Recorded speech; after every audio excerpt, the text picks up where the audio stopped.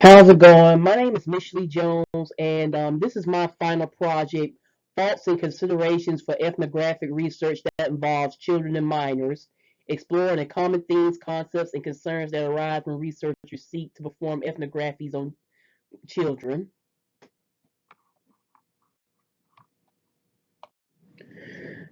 The purpose of this presentation is to explore the common themes and concepts and concerns that researchers may need to consider when they decide that they want to perform ethnographies on children and minors. This presentation is going to start off by talking about Margaret Mead's unique contributions that helped to establish the practice of performing ethnographic research on children. After which, we will then outline some of the benefits for performing ethnographies on children and then proceed to talk about four themes that continuously present themselves throughout popular works and research that go into details about performing ethnographic research on children. These themes are the removal of an ethnographer's adult status, trust, how to design ethnographic research projects that are intended for children, and the adult factor. This presentation will conclude by giving some final thoughts pertaining to performing ethnographic research on children.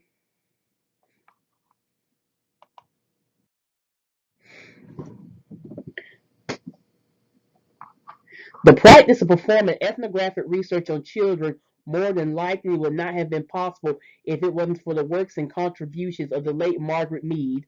Margaret Mead was the most famous anthropologist in the world during her time, in which one of her biggest accomplishments was that she helped to establish the practice of performing ethnographic research on children. Her work helped to establish child socialization as a centerpiece for the transmission of human culture. Her first run at field work that she published under the title Coming of Coming of Age in Somalia became a bestseller that introduced the public to the idea that the individual experience of developmental stages could be shaped by cultural demands and expectations so that adolescents might be more or less stormy and sexual development more or less problematic in different cultures. These controversial findings of hers not only initiated her fame,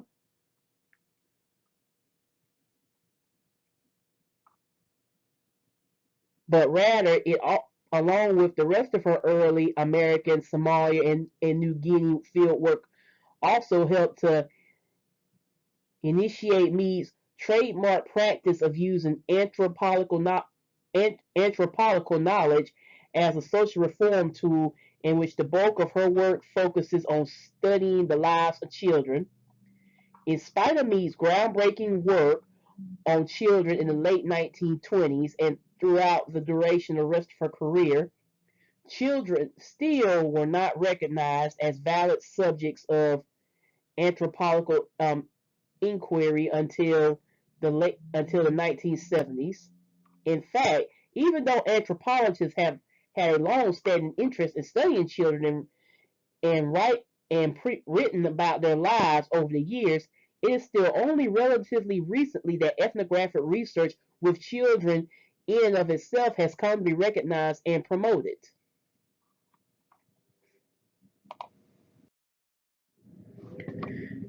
There are an ample number of benefits to performing ethnographic research on children. One of the main benefits of performing ethnographic research on children is that children can provide a unique perspective on a particular subject at any given time.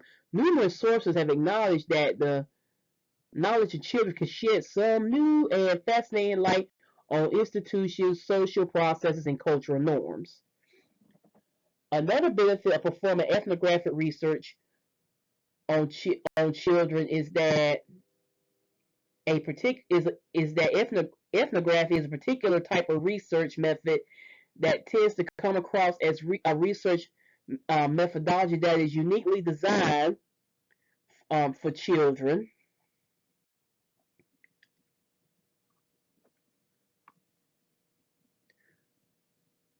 Numerous sources point out that ethnography is type of research methodology that is uniquely suited to research methods that aim to work with children rather than on children due to the fact that it helps to capture the ways in which children's interactions and cultural forms are produced and shared in the present. These same sources also emphasize that ethnography expressly facilitates the desire to engage with children's own views and enables their views and ideas to be rendered accessible to adults as well as other children. Another huge benefit of performing ethnographic research on children is that ethnographic research demonstrates time and time again that children bring value. Several researchers that have performed ethnographic research on children point point out that their research has helped them to learn that children are not only active participants in their so-called adult worlds around them, but rather their perspectives are critical for the substantive anthropological understanding of the way those worlds are perceived, reproduced, and transformed. They also point out that ethnography allows children to be seen as competent informants and interpreters of their own lives.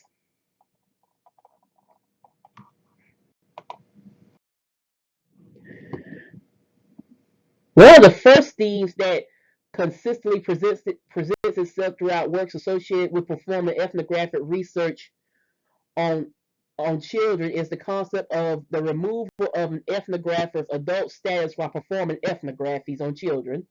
There is a dominant narrative that is present throughout a number of the pieces pertaining to ethnographies on children that highlights that the researcher performing the research has a difficult time interacting with the children that they sought to study due to the fact that their in their eyes they were just another adult. In fact, most of the researchers that set out to study young people and children have addressed that they have faced concerns where they are not able to interact well with their young informants due to the age gap as well as dilemmas over roles and power relations. As a result of this, there is a general consensus among most researchers in which they agree with the fact that if a researcher wants to perform ethnographic research on children, they need to find some way for their young informants to see them more as a child or playmate instead of an adult. Even though most researchers that seek to study children highlight the removal of their adult status as a necessity, several of them have a difficult time doing it. In fact, most researchers highlight that one of the major challenges for the adult researcher is to weaken the adult-centered power relationship between the adult doing the research and the young research participants. Even though there are no firmly established ways of performing this essential function of ethnographic research on children, several of the works that outline the necessity to remove this adult status are consistent enough in ways that they accomplish this task where researchers can possibly begin to provide some firmly established guidelines for accomplishing for removing this adult status.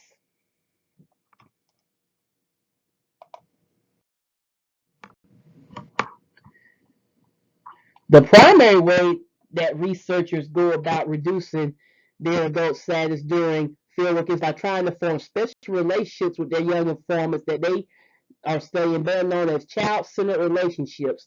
Child-centered relationships require the research to adopt a least adult role during field work with the children where the researcher tries to blend in with the children by developing less authoritative and more playful and friendly relations with the children.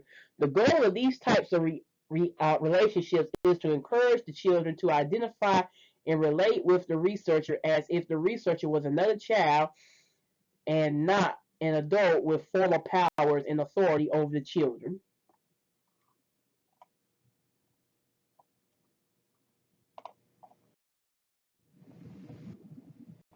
One of the more popular ways that researchers go about achieving this type of relationships with their young informants is by engaging in active participation with them while they are partaking in normal childhood related playtime activities.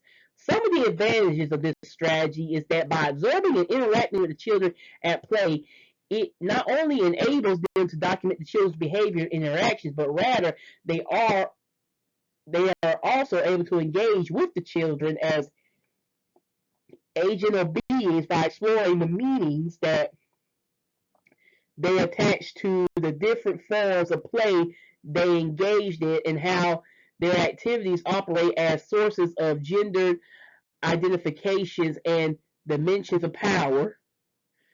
Some of the disadvantages of this strategy is that oftentimes it is still limited to researchers. It still limits researchers to a narrow group of informants.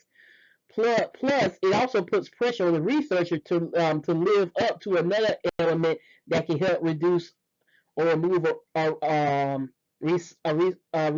researcher's adult status known as image.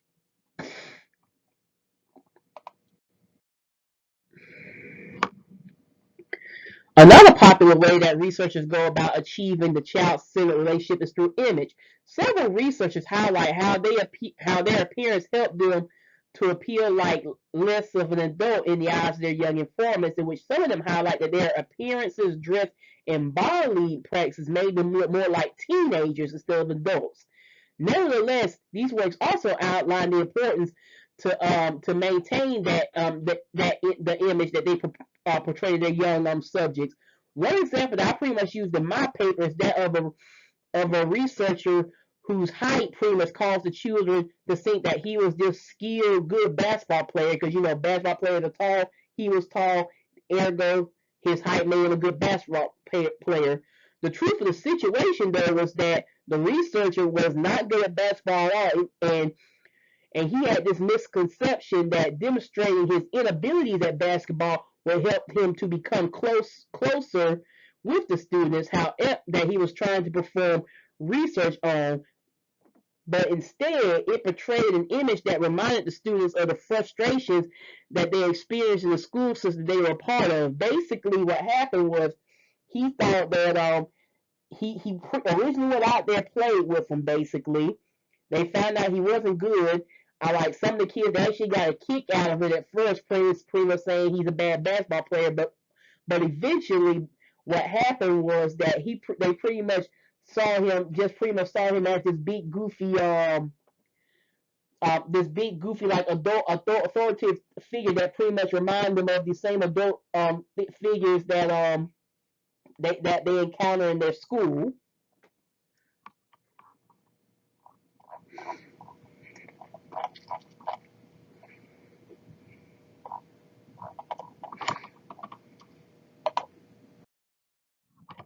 Another theme that consistently presents itself throughout the works associated with performing ethnographic research on children is the importance of trust. Several of the works associated with ethnographic research on children tend to suggest that a number of researchers that attempt to perform ethnographies on children have several misconceptions when it comes down to children and trust. Several researchers that have set out to study children have this preconceived notion that it is easy to gain the trust of children. Nevertheless, the reality of the situation is that several of the researchers that seek to perform ethnographies on children have some misconceptions about gaining the necessary trust that they need from children that at times may require them to abandon the ethnographic ideologies that have helped shape their world as ethnographers. One of these misconceptions associated with trust is that ethnographers who seek to study children have to overcome this notion that children trust easily. One example that I used in my paper for this concept was from Anne Ferguson's book Bad Boys, where she was studying black boys in the school system and their frequent punishments, and she pretty much points out that when the boys that she was performing her research on, they were guarded and cautious when they were presented with circumstances of being interviewed. Basically, she tried to interview them, but basically they were guarded and cautious, meaning that they did not trust her. Another aspect associated with trust that ethnographers who seek to study children has to take into consideration is the importance of patience and persistence. Everybody knows that trust is gained gradually, and due to the adult fact that I will go into more detail a little bit later, it may take a little longer to gain the trust of children. The next theme that consistently presents itself throughout the works associated with performing ethnographic research on children is how researchers need to go about designing ethnographic research for children. Maja Hall's Bolson provides arguably one of the most accurate. I'll read that again because I forgot to move the slide. The next theme that consistently presents itself throughout the works associated with performing ethnographic research on children is how researchers need to go about designing ethnographic research intended for children.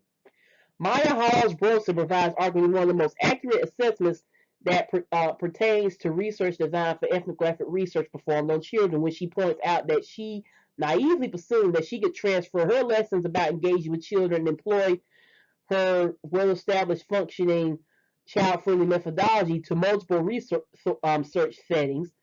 The fact that she highlights that her child-friendly methodologies worked in one of her research locations but were pretty much fruitless and inappropriate in a second indicates that ethnographers who decide to pursue research on children need to take into account that research methods designed and intended for studying children are not one size fits all.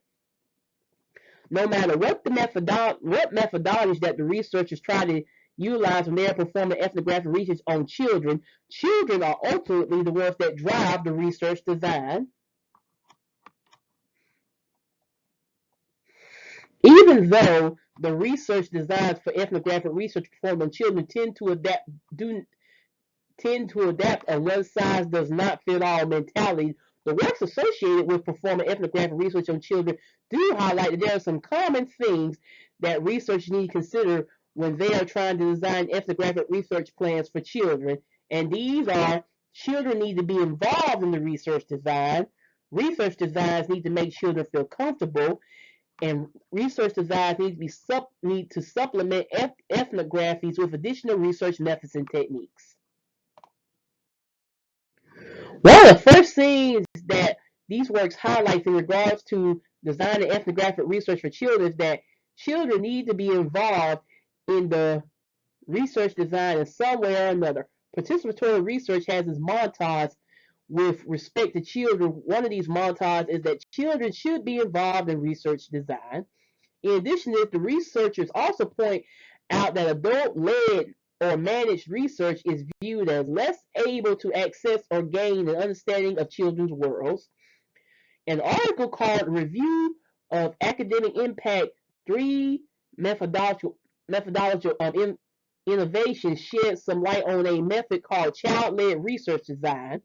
Child-led research design provides training and support to children and young people to enable them to design and carry out a research project in which it is a particular form of participatory research in relations to children and childhood, which they define as research by children rather than on, for, or with children.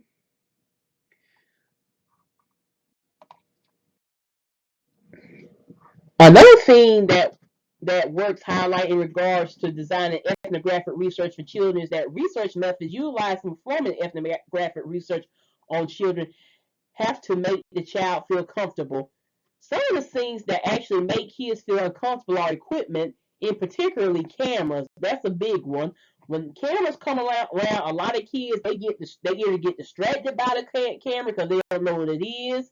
They're afraid of the camera, particularly if this is a big thing with Black America, Black young males when the camera comes out and and all that other stuff. The camera causes fear sometimes. Next thing that makes kids might be uncomfortable is the questions. This is where we go back to the research design. Let the kids help with the questions, because sometimes you be trying to as a researcher, we trying to ask stuff, and the kids are like, not only are they uncomfortable with it, they're actually like, what are you talking about? And once you break it down to it, they can pretty much tell you a better way to phrase the question that would actually make more sense. Another thing is interviews, like I covered earlier with the Black Boys thing. Basically, during interviews, sometimes kids can be guarded in those, so they might not be comfortable. And then it's certain other activities, particularly some of the the writing exercises. Some you have to study your subjects, their locations, their culture to figure out what's the best fit for activities to use within your ethnographic research pursuits.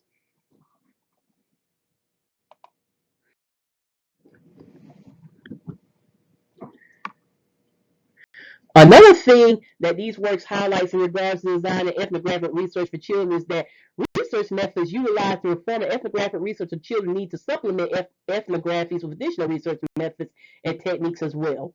Most researchers agree that even though ethnography uh, um, appears to have many benefits for research with children,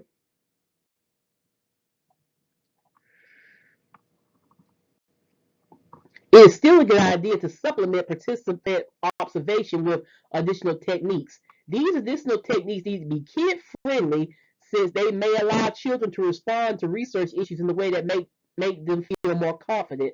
Some of these additional methods may include use of focus groups, drawing, role play, questionnaires, diaries, drawings, photography, time use charts, worksheets, mapping, short essays, reactions to hypothetical situations, and activities with picture cards.